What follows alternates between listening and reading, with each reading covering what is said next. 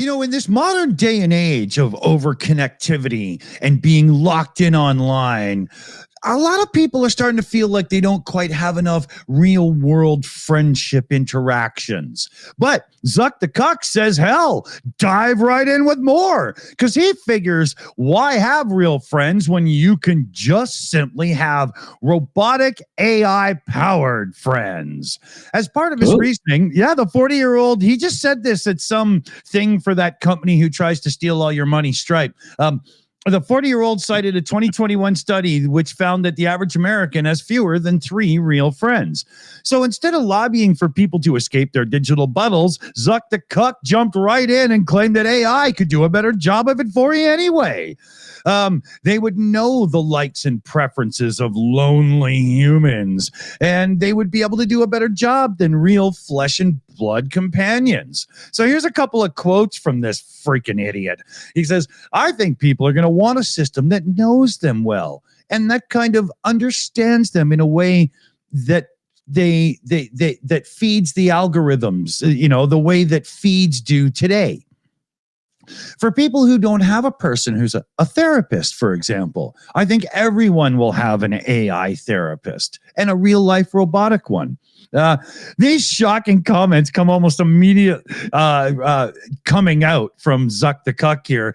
Instant pushback from everyone and everything that's read them. I have to scroll a bit more because this site loves ads. Thanks, Daily Mail. Megan Darr, a former Instagram executive, quickly came out against Zuckerberg's lonely vision of the future. The very platforms that have led to our social isolation and being chronically online are now posing a solution to the loneliness epidemic. It almost seems like the arsonist coming back and being a fireman. I love that one. And the public, too, have not, had a good result or a good response to this. One person on X wrote, I hate everything about this. Another one wrote, Mark Zuckerberg is a rich weirdo who thinks people don't need real friends in life. You can just be friends with an AI. Because he hasn't got any. Yeah, exactly. Another person put, this quote from Zuckerberg is sad and frightening. Don't replace friends with AI. Dystopian garbage, another person added at the same time. And there was so here, just to put the other spin on it, in February, there was a guy who came out and claimed he was in a relationship with a sex bot. He named it Aki. He shared the intimate details of their relationship and describing it like a sci-fi movie come to life. Here's a quote here. Despite what stereotypes may say, I've even become more capable in social situations, especially when it comes to setting boundaries. Dude, if you think your AI robot girlfriend is your real girlfriend, boundaries is an issue we really need to re-examine. If you've seen Solo, a Star Wars story, Lando Calrissian had a relationship with his robot. So yeah, right. And but in 2023, the AI girlfriend market was valued at close to $3 billion, with many men and women falling head over heels in love with their non-human partners. Mark Zuckerberg, you need to keep your punk ass out of public life for at least 6 months and go and learn how normal people live. Because every time you open that ginger kid looking face of yours, you make yourself look stupid. He's kind of like a tech version of Michael Jackson. He started young in the tech industry and has not had a real, normal grown-up life at all, because he just became like multi-millionaire and now billionaire, and just no connection to the real world whatsoever. Yeah, no, he's completely detached, man. Completely detached. It's really sad. So if you're a fan of this guy, and you think this is a great idea, and you have a child that maybe could use more friends in life, please, for the love of God, don't listen to him. Encourage your child to make friends. I think it's the sort of thing that will happen eventually, but more naturally. We won't be getting robots who are like AI assistants. We'll just have like a robot that we just talk to, and then we consider a friend, and it will become it'll develop in a different way than they're just like saying, "Oh, you need an AI, psychologist or whatever, or girlfriend."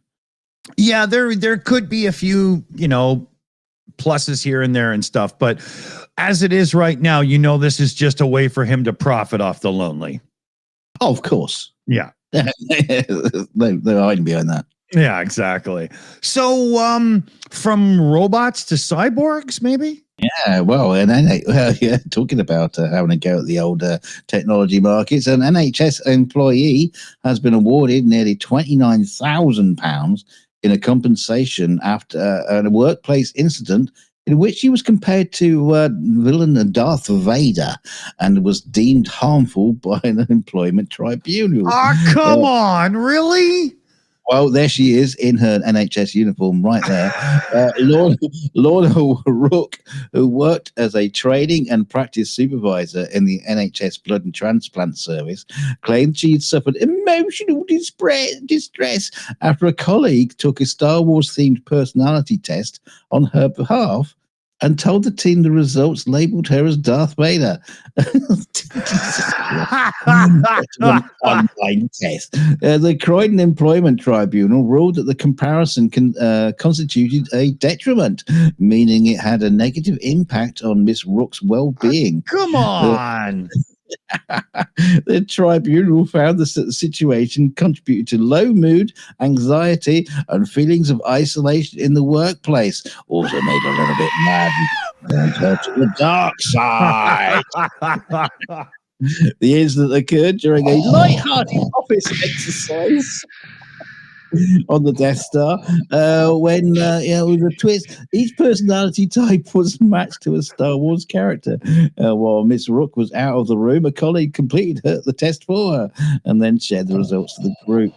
The Darth Vader description, including traits like being very focused and able to bring the team together. What's that got to do with Darth Vader? Yeah, use the Force to bring them together all in one spot.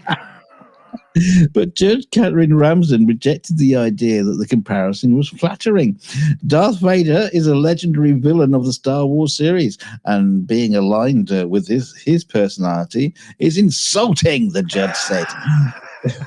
The tribunal ruled that it was inappropriate for another colleague to take the test on Rook's behalf. Miss Rook, who had begun working for the NHS in 2003, resigned in 2021, citing the incident as part of her reasons for leave. Oh, come on.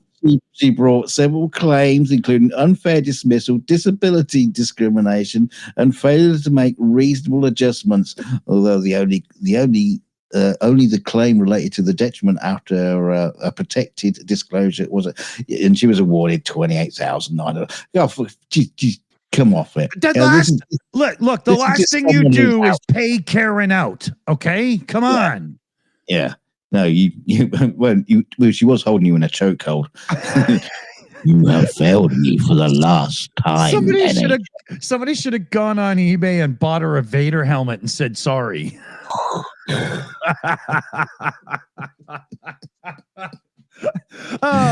So if you happen to, if your coworkers happen to hate you or like you, either way, drop us a line and maybe hit like, share, and subscribe, because that would be a cool thing, even if you're on the dark side. Yes. And if you are on the dark side and we're not being racist, leave a comment. Start it with I only respect.